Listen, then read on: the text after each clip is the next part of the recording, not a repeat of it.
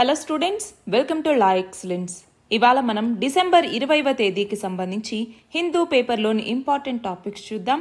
మొదటిగా చూడండి, మన వైస్ ప్రెసిడెంట్ అయినటువంటి జగదీప్ ధన్కర్, అలాగే రాజ్యసభ చైర్మన్ కూడా, ఈయనని అభిశంసన చేయాలి అన్నట్టుగా ప్రవేశపెట్టినటువంటి తీర్మానాన్ని డిప్యూటీ చైర్మన్ తిరస్కరించడం జరిగింది. దానికి సంబంధించిన ఆర్టికల్ ఇది. రెండవది, క్రైమ్స్ అగెనిస్ట్ హ్యుమానిటీ అంటాం, అంటే ఏంటి అన్నటువంటి తెలుసుకుందాం. దానికి సంబంధించి ఇండియా యొక్క స్టాండ్ ఏంటన్నటువంటిది చూద్దాం. మూడవది చూడండి, జంబో పరేడ్స్ ఏవైతే ఫెస్టివల్స్లో నిర్వహిస్తూ ఉంటారో వాటి మీద కేరళ హైకోర్టు ఇచ్చినటువంటి డైరెక్టివ్స్ని సుప్రీంకోర్టు స్టే ఇవ్వటం జరిగింది. దాని గురించి. నాలుగవది, ఏకలవ్య స్కూల్స్కి సంబంధించి. ఏకలవ్య స్కూల్స్ వాటి యొక్క 5% పీవీటీజీ సబ్ కోటాని మీట్ అవ్వటానికి చాలా స్ట్రగుల్ అవుతూ ఉన్నాయి అన్నటువంటి కంటెక్స్ట్లో. ఐదవది, ఇండియా మరియు ఫ్రాన్స్ రెండు దేశాలు కలిసి ఒక కొత్త నేషనల్ మ్యూజియంని తీసుకురాబోతున్నాయి. దానికి సంబంధించి ఒక మెమరాండమ్ ఆఫ్ అండర్స్టాండింగ్ మీద సంతకం చేశాయన్నమాట. ఆరవది, పోలార్ సన్ డయల్కి సంబంధించి. రీసెంట్గా ఒక చోట పోలార్ సన్ డయల్ని తీసుకొచ్చారు. దాని యొక్క ప్రత్యేకత ఏంటన్నటువంటి చూద్దాం. చివరిగా ఇవాళ international day of human solidarity. మరి ఎందుకు నిర్వహిస్తారు, ఎప్పటి నుంచి నిర్వహిస్తున్నారు అన్నటువంటిది తెలుసుకుందాం. ఇవాళ మన ఫస్ట్ ఆర్టికల్ చూడండి, పాలిటీకి సంబంధించి దీనిని చదువుకుంటాము. అయితే ఏమైంది, రీసెంట్గా ప్రతిపక్షాలన్నీ రాజ్యసభ చైర్మన్ మీద అభిశంసన తీర్మానాన్ని ప్రవేశపెట్టడం జరిగింది. మరి ఈ అభిశంసన తీర్మానంని అంటే నో కాన్ఫిడెన్స్ని ప్రవేశపెట్టాలి అంటే అది కూడా రాజ్యసభ చైర్మన్ మీద. దాన్ని ఎవరు ఆమోదించాలి? రాజ్యసభకి సంబంధించినటువంటి డిప్యూటీ చైర్మన్ దాన్ని ఆమోదించాల్సి ఉంటుంది. అట్లానే ఆ తీర్మానాన్ని తీసుకురావటం కోసం ఇప్పుడు మనం చూస్తే 60 మంది విపక్ష సభ్యులు సంతకాలు చేసి అభిశంసన తీర్మానానికి నోటీస్ ఇచ్చారనమాట. మరి దేనికోసం, రీజన్గా ఏం చెప్పారు వాళ్ళు అంటే, ఈ చైర్మన్ ఎవరైతే ఉన్నారో రాజ్యసభకి, ఇతను పక్షపాతంగా వ్యవహరిస్తూ ఉన్నారు, ఆయన మీద నాకు నమ్మకం లేదు అన్నట్టుగా మన భారత రాజ్యాంగంలోని ఆర్టికల్ 67 క్లాజ్ బి కింద వాళ్ళు ఈ నోటీస్ని ఇచ్చారు. అయితే తనపై ఇచ్చినటువంటి నోటీస్ మీద నేను నిర్ణయం తీసుకోలేను అన్నట్టుగా అక్కడ రాజ్యసభ చైర్మన్ ఆ సభకి అధ్యక్షత వహించలేదు. ఆ డిప్యూటీ చైర్మన్కి బాధ్యతలు అప్పగించారనమాట. సో అక్కడ డిప్యూటీ చైర్మన్ అయినటువంటి హరివంశ్ సభాధ్యక్ష స్థానంలో కూర్చుని ప్రతిపక్షాల నోటీస్ని తిరస్కరిస్తున్నాను అనేసి రూలింగ్ ఇచ్చారనమాట. మనకి ఎప్పుడైనా ఉపరాష్ట్రపతిని తొలగించాలి అనుకుంటే 14 రోజుల ముందుగా నోటీస్ ఇవ్వాల్సి ఉంటుంది. అయితే ప్రస్తుతం ప్రతిపక్షాలు ఇచ్చినటువంటి నోటీస్ అన్నటువంటిది ఇప్పుడు 24వ తేదీ తర్వాతే చెల్లుబాటు అవుతుంది. కానీ ఆలోపే అక్కడ డిప్యూటీ చైర్మన్ ఈ యొక్క అభిశంసన తీర్మానానికి సంబంధించినటువంటి నోటీస్ని తిరస్కరించారు. అలానే ఇంకోటి కూడా ఇప్పుడండి, అంబేద్కర్ మీద అమిత్ షా చేసినటువంటి వ్యాఖ్యల మీద రాజ్యసభలో ఇటు కాంగ్రెస్ అధ్యక్షుడు సభా హక్కుల ఉల్లంఘన నోటీస్ని ఇవ్వటం జరిగింది. ఆ నోటీస్ని చైర్మన్ అయినటువంటి ధన్కడ్కి అందజేశారనమాట. అమిత్ షా ఇచ్చినటువంటి వ్యాఖ్యలు రాజ్యాంగ నిర్మాతనే అవమానించేలాగా ఉన్నాయి అన్నట్టుగా. ఇటువైపు లోక్సభలోకి వచ్చేసరికి ఎంపీల మధ్య వాగ్వాదం చోటు చేసుకోవటం, ఇవన్నీ మనం చూస్తూనే ఉన్నాం. మన నెక్స్ట్ ఆర్టికల్ చూడండి, క్రైమ్స్ అగెనిస్ట్ హ్యుమానిటీకి సంబంధించి. మరి రీసెంట్గా ఏమైంది అంటే, యునైటెడ్ నేషన్స్ జనరల్ అసెంబ్లీకి సంబంధించినటువంటి 6th కమిటీ అన్నటువంటిది united nations conference of plenipotentiaries on prevention and punishment of crimes against humanity అన్నటువంటి దాన్ని అప్రూవ్ చేయటం జరిగింది. సో సింపుల్గా చెప్పాలి అంటే, క్రైమ్స్ అగెనిస్ట్ హ్యుమానిటీకి సంబంధించి యుఎన్జిఏ అన్నటువంటిది ఒక రెజల్యూషన్ని అప్రూవ్ చేసిందనమాట. దానిని క్రైమ్స్ అగెనిస్ట్ హ్యుమానిటీ ట్రీటీ అని కూడా పిలుస్తూ ఉంటాము. మరి అసలు క్రైమ్స్ అగెనిస్ట్ హ్యుమానిటీ అంటే ఏంటి? ఇక్కడ కొన్ని స్పెసిఫిక్ క్రిమినల్ యాక్ట్స్ అనమాట. For example murder, rape, torture, apartheid, అలాగే డిపోర్టేషన్ కావచ్చు, అలాగే పర్సిక్యూషన్ కావచ్చు. సో ఇక్కడ సివిలియన్ పాపులేషన్కి అగెనెస్ట్గా ఏదైనా ఒక సిస్టమాటిక్ అటాక్ని గనక కమిట్ అయితే దానిని రోమ్ స్టాట్యూట్ ప్రకారం మనము క్రైమ్స్ అగెనిస్ట్ హ్యుమానిటీ అనేసి పిలుస్తూ ఉంటాము. అయితే దీని మీద అసలు ఇప్పుడు ట్రీటీ తీసుకొచ్చారు. ఎందుకు ట్రీటీ, ఏం అవసరం అంటే, ఒకటి, ఇప్పటిదాకా దీనికంటూ ఎలాంటి ఇంటర్నేషనల్ ట్రీటీ అన్నటువంటిది కూడా లేదు. మనకి జెనీవా కన్వెన్షన్ లాస్ అనేసి ఇట్లా హ్యుమానిటేరియన్ లాస్ ఉన్నాయి కదా, అట్లానే రోమ్ స్టాట్యూట్ అనేసి ఇలాంటివి మాత్రమే ఇప్పటిదాకా ఉన్నాయి. రెండవది, ఇప్పుడైనా కూడా కంట్రీస్కి ఒక కాంప్రహెన్సివ్ ఫ్రేమ్వర్క్ని అందించాలన్నటువంటి లక్ష్యంతో దీన్ని తీసుకురావటం జరిగింది. అట్లానే గ్లోబల్గా కూడా వివిధ దేశాల యొక్క కోఆపరేషన్ అవసరం. అంటే ఫాస్టర్ కోఆపరేషన్ ఉన్నిందనుకోండి, మ్యూచువల్ లీగల్ అసిస్టెన్స్ అన్నటువంటిది ఉంటుంది. సో తొందరగా ఆ కేసెస్ని మనము సాల్వ్ చేయొచ్చు అన్నట్టుగా. ఫర్ ఎగ్జాంపుల్, ఇప్పుడైతే ఈ క్రైమ్స్ అగెన్స్ట్ హ్యుమానిటీని ప్రివెంట్ చేయడానికి ఉన్నటువంటి మెకానిజమ్స్ ఏంటి? అందులో ఒకటి వచ్చేసరికి ఇంటర్నేషనల్ హ్యుమానిటేరియన్ లాస్ కొన్ని ఉన్నాయి. అందులో ఒకటి 4 జెనీవా కన్వెన్షన్స్ అన్నటువంటివి ఉన్నాయి. 4 జెనీవా కన్వెన్షన్స్ ఉన్నాయి. అట్లానే బయోలాజికల్ వెపన్స్ కన్వెన్షన్ అనేసి 1972లో తీసుకురావటం జరిగింది. అట్లానే కెమికల్ వెపన్స్ కన్వెన్షన్ అనేసి 1993లో తీసుకొచ్చారు. అట్లానే ఇందాక చెప్పినటువంటి రోమ్ స్టాట్యూట్ అన్నటువంటిది, రోమ్ స్టాట్యూట్ని ఇంటర్నేషనల్ క్రిమినల్ కోర్ట్ అన్నటువంటిది 1998లో తీసుకొచ్చిందనమాట. దేనికోసం? ఇంటర్నేషనల్ పీస్, వీటిని ప్రమోట్ చేయాలన్నట్టుగా. మరి మన భారతదేశంలో దీనికంటూ ఎలాంటి చట్టం ఉంది అంటే ఎలాంటి చట్టము కూడా మన భారతదేశంలో లేదు.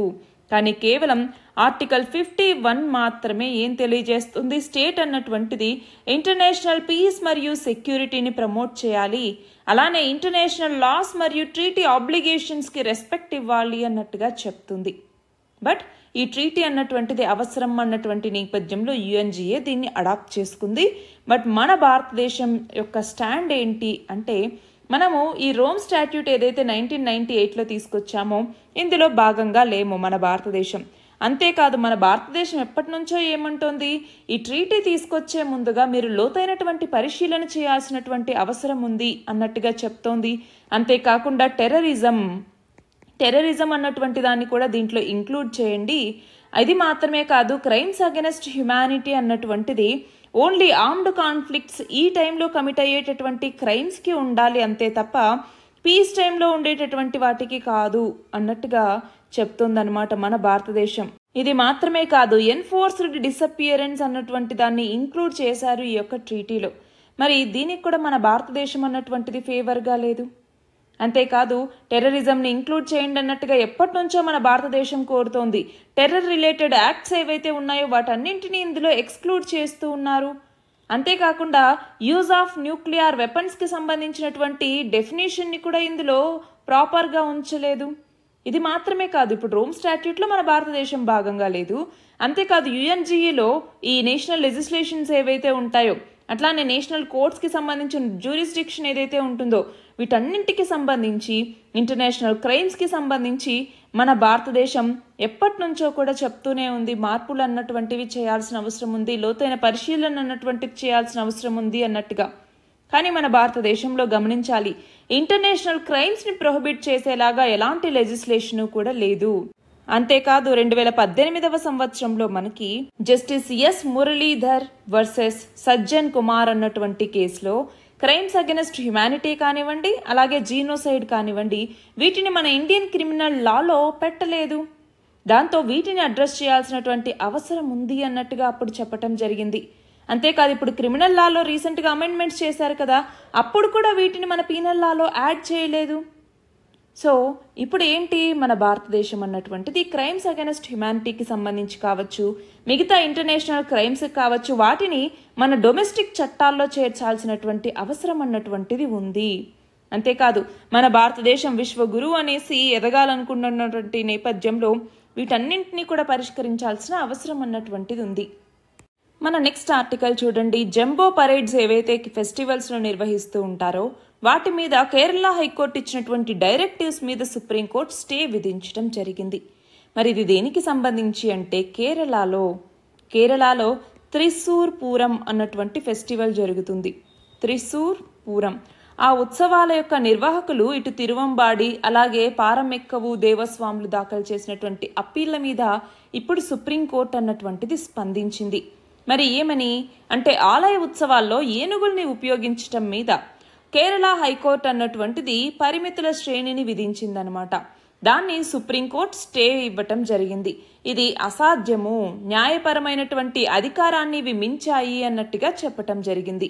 మరి ఏమని చెప్పింది కేరళ హైకోర్టు అన్నటువంటిది, ఈ త్రిశూర్ పూరం ఇలాంటి ఫెస్టివల్స్ అన్నటువంటివి జరుగుతూ ఉంటాయి కదా.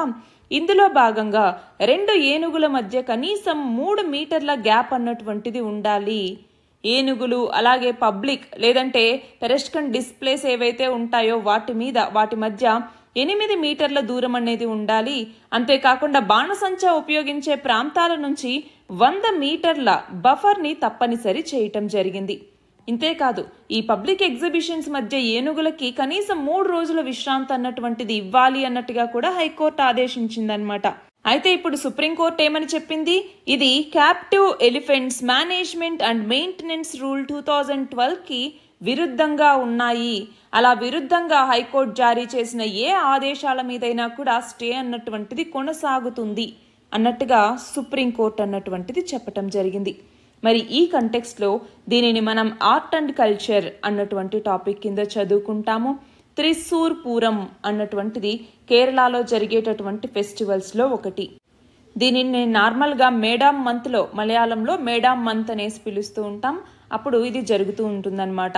అంటే ఈ త్రిశూర్ పూరం అన్నటువంటిది పూరమ్స్కి సంబంధించి ఒక మదర్ లాగా కన్సిడర్ చేస్తూ ఉంటారు. అంటే మిగతా అన్ని పూరమ్స్తో కంపేర్ చేసుకుంటే ఇది చాలా పెద్దదనమాట. గ్రాండ్ అసెంబ్లీ, ఇక్కడ గాడ్స్ గాడెసెస్ అందరినీ కూడా త్రిశూర్లో ఒక చోటికి తీసుకొస్తారు. మరి దీనిని స్టార్ట్ చేసింది ఎవరు అంటే మహారాజా కొచ్చిన్కి సంబంధించినటువంటి మహారాజా. ఆయనే ఎవరు, రాజా రామవర్మ. ఈయన యొక్క బ్రెయిన్ చైల్డ్గా దీన్ని అభివర్ణిస్తూ ఉంటారు. మరి ఇది మనం చూస్తే గనక వడక్కున్నాథన్ టెంపుల్లో ఇది బాగా జరుగుతుంది.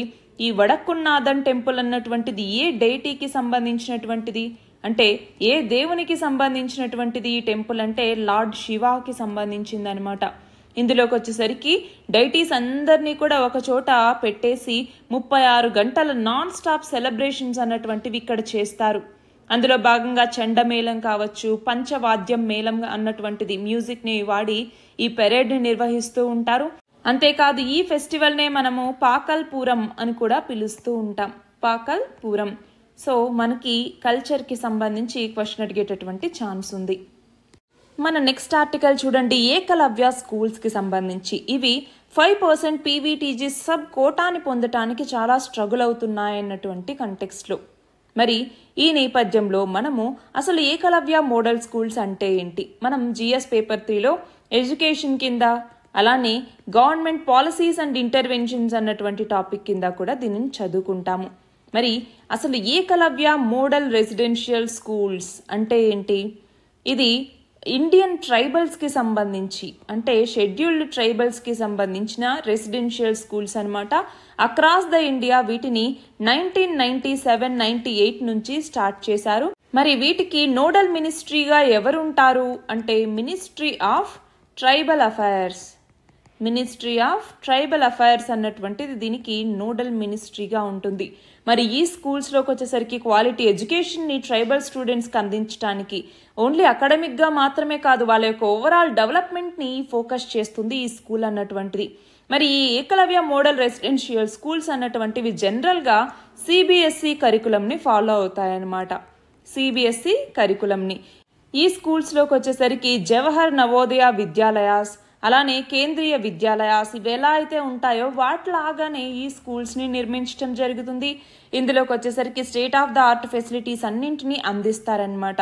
అంతేకాదు 2023 బడ్జెట్లో కనుక మనం గమనిస్తే పార్లమెంట్లో బడ్జెట్ సెషన్లో భాగంగా ఫినాన్స్ మినిస్టర్ ఏమని చెప్పారు, అంతేకాదు ఈ యొక్క ఏకలవ్య మోడల్ రెసిడెన్షియల్ స్కూల్స్ని ఇప్పుడు national education society for tribal స్టూడెంట్స్కి ట్రాన్స్ఫర్ చేస్తాము అన్నట్టుగా చెప్పటం జరిగింది. ఈ యొక్క national education society for tribal students అన్నటువంటిది మినిస్ట్రీ ఆఫ్ ట్రైబల్ అఫైర్స్ కింద ఉండేటటువంటి ఒక అటోనామస్ ఆర్గనైజేషన్ అనమాట. ఇది ఏకలవ్య మోడల్ రెసిడెన్షియల్ స్కూల్స్లో టీచర్స్కి స్టూడెంట్స్కి వివిధ కెపాసిటీ బిల్డింగ్ ప్రోగ్రామ్స్ పెట్టడం, ట్రైనింగ్ సెషన్స్ లాంటివి నిర్వహించడం, అట్లానే ఏకలవ్య మోడల్ స్కూల్స్లోకి వచ్చేసరికి మనకి సివియర్గా టీచర్ షార్టేజ్ అన్నటువంటిది ఉంది. సో దాన్ని అడ్రస్ చేయటం ఇవన్నీ కూడా చేస్తాయన్నమాట. ఇది మాత్రమే కాకుండా ఈ యొక్క ట్రైబల్ స్టూడెంట్స్కి సంబంధించి Rajiv Gandhi national fellowship scheme అన్నటువంటిది ఉంది. అలానే వొకేషనల్ ట్రైనింగ్ సెంటర్ అన్నటువంటిది ట్రైబల్ ఏరియాస్లో నెలకొల్పుతారు.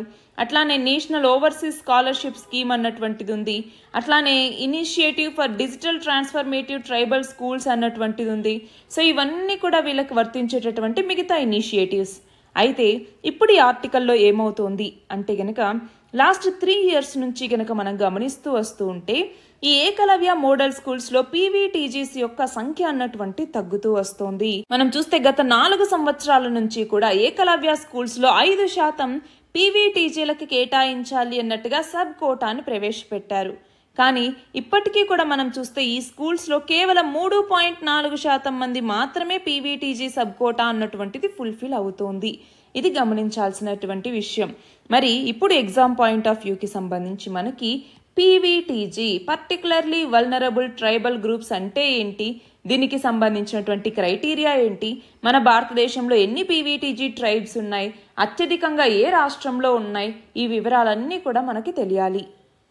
సో చూడండి, PVTG particularly vulnerable tribal groups లేదా అత్యంత దుర్బల గిరిజన సమూహాలు అనేసి కూడా తెలుగులో పిలుస్తూ ఉంటాము. మరి పీవీటీజీ అనేసి ఏదైనా ఒక ట్రైబల్ గ్రూప్ని గనక మనం కన్సిడర్ చేయాలి అంటే దానికంటూ కొన్ని క్రైటీరియా అన్నటువంటిది ఉండాలి. ఎలాంటి క్రైటీరియా ఉండాలి ఒక ట్రైబల్ గ్రూప్ని పర్టికులర్లీ వల్నరబుల్ ట్రైబల్ గ్రూప్గా అనాలి అంటే? ఒకటి వచ్చేసరికి వాళ్ళలో టెక్నాలజీ అన్నటువంటిది ప్రీ అగ్రికల్చరల్ లెవెల్లో ఉండాలి. రెండవది ఆ ట్రైబ్స్లో లిటరసీ అన్నటువంటిది చాలా తక్కువగా ఉండాలి, లిటరసీ లెవెల్స్ అన్నటువంటివి తక్కువగా ఉండాలి. మూడవది ఎకనామిక్ బ్యాక్వర్డ్నెస్ అన్నటువంటిది ఉండాలి, ఎకనామిక్గా బ్యాక్వర్డ్ అయి ఉండాలి, అలాంటి బ్యాక్వర్డ్నెస్ ఆ ట్రైబ్స్కి ఉండాలి. అట్లానే వాటి యొక్క పాపులేషన్ పరంగా చూస్తే ఎయిదర్ వాళ్ళ యొక్క పాపులేషన్ అన్నటువంటిది తగ్గుతూ ఉండాలి, లేదు అంటే గనక స్టాగ్నెంట్గా ఉండాలి. మరి ఈ క్రైటీరియాని గనక ఫాలో అయితే అప్పుడు ఆ ట్రైబల్ గ్రూప్స్ని పర్టికులర్లీ వల్నరబుల్ ట్రైబల్ గ్రూప్స్ అనేసి పిలుస్తూ ఉంటాము. మరి అలాగ మన భారతదేశంలోకి వచ్చేసరికి మనకి పీవీటీజీస్, మనకి అందులోనూ development of particularly vulnerable tribal groups అన్నటువంటి స్కీమ్ ఉంది. ఈ స్కీమ్ కింద మొత్తం మన భారతదేశంలో 75 పీవీటీజీస్ని గుర్తించారు. అది కూడా మొత్తం 18 స్టేట్స్, అలాగే ఒక యూనియన్ టెరిటరీ, అది ఏంటి అండమాన్ అండ్ నికోబార్ ఐలాండ్స్ అన్నటువంటిది. వీటిలో మొత్తం 75 పీవీటీజీస్ని గుర్తించడం జరిగిందనమాట. ఈ స్కీమ్ కింద ఏంటి అంటే వీళ్ళకి సోషియో ఎకనామిక్ డెవలప్మెంట్ అన్నటువంటిది చేస్తారు. అట్లానే వాళ్ళ యొక్క కల్చరల్ మరియు హెరిటేజ్ని కాపాడుకోవటానికి వాళ్ళకి అసిస్టెన్స్ని అందించడం జరుగుతుంది. అంతేకాదు ఇక్కడ వివిధ సెక్టార్స్లో అంటే ఎడ్యుకేషన్ కావచ్చు, హౌసింగ్, అలాగే land distribution, land development, agricultural development, animal husbandry, వాళ్ళకి రోడ్స్ కట్టించడం, అట్లానే ఎనర్జీకి సంబంధించి సోషల్ సెక్యూరిటీని అందించడం, ఇవన్నీ కూడా చేస్తారనమాట. మరి ఇక్కడ మనం గమనించాల్సినటువంటి విషయం ఏమిటి అంటే గనక ఆంధ్రప్రదేశ్లోకి వచ్చేసరికి అందులో ఇన్క్లూడింగ్ తెలంగాణ మొత్తం 12 ఇలాంటి పీవీటీజీలు ఉన్నాయి. మరి ఆ 12 పీవీటీజీలో చెంచు అన్నటువంటి ట్రైబ్ పీవీటీజీగా ఉందా అన్నటువంటిది నా క్వశ్చన్. మరి దీనికి మీరు ఆన్సర్ చేయండి. అయితే మన దేశంలో హైయెస్ట్ పీవీటీజీస్ ఉన్నటువంటి రాష్ట్రం ఏది? ఏ రాష్ట్రంలో హైయెస్ట్ ఈ పర్టికులర్లీ వల్నరబుల్ ట్రైబల్ గ్రూప్స్ ఉన్నారు అన్నటువంటిది కూడా మీరు కమెంట్ సెక్షన్లో చెప్పండి. మన నెక్స్ట్ ఆర్టికల్ చూడండి, ఇండియా మరియు ఫ్రాన్స్ రెండు కలిసి ఒక కొత్త నేషనల్ మ్యూజియంని నిర్మించబోతున్నాయి. దానికి సంబంధించినటువంటి MOU మీద సంతకాలు జరిగాయన్నమాట. మరి దీనిని ఇంటర్నేషనల్ రిలేషన్స్ కింద మనం చదువుకుంటాము. అయితే మన భారతదేశానికి సంబంధించినటువంటి మినిస్ట్రీ ఆఫ్ కల్చర్ అలానే ఫ్రాన్స్కి సంబంధించి ఫ్రాన్స్ మ్యూజియంస్ డెవలప్మెంట్, ఇవి రెండు కలిసి ఒక ప్రాజెక్ట్ని అనౌన్స్ చేయటం జరిగింది. ఆ ప్రాజెక్ట్ ఏంటి అంటే ఒక నేషనల్ మ్యూజియంని మన భారతదేశంలో నెలకొల్పేందుకు అనమాట. నేషనల్ మ్యూజియం, ఈ నేషనల్ మ్యూజియం ఏంటి అంటే యుగయుగీన్ భారత్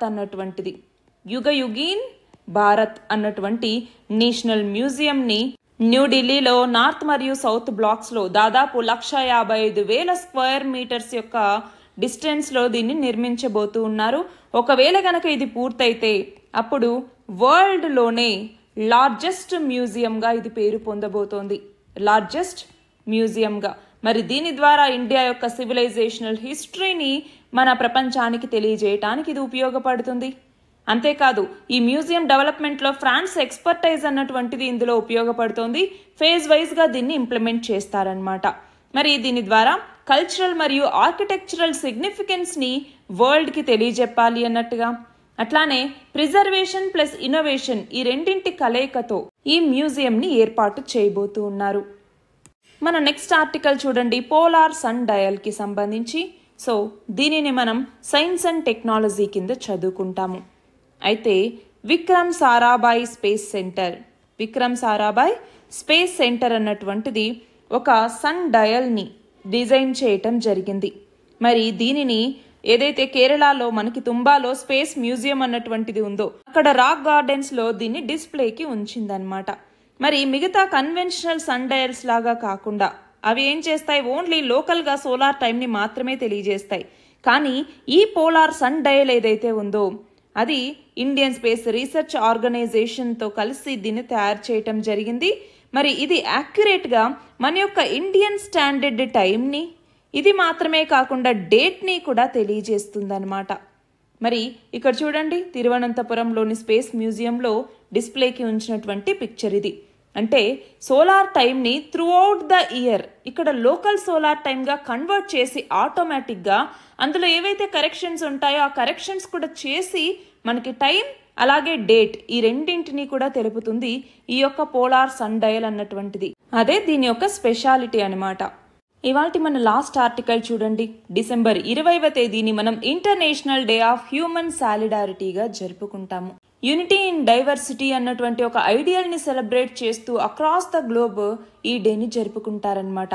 యునైటెడ్ నేషన్స్ అలాగే తన యొక్క మెంబర్ స్టేట్స్ అన్నీ కలిసి పావర్టీ గురించి, పావర్టీని ఈ నేషన్స్లో తగ్గించడానికి సంబంధించి, అట్లానే మనము పీస్ని స్టెబిలైజ్ చేయటానికి కావచ్చు, అట్లానే జస్టిస్ని అందించడానికి కావచ్చు, అలానే సస్టైనబుల్ డెవలప్మెంట్ని సాధించడానికి కావచ్చు, వీటికి ఉన్నటువంటి ఛాలెంజెస్ని అడ్రస్ చేస్తూ అన్ని దేశాలు కలెక్టివ్గా వర్క్ చేయటం కోసం ఈ డే అన్నటువంటిది ఉద్దేశించబడింది.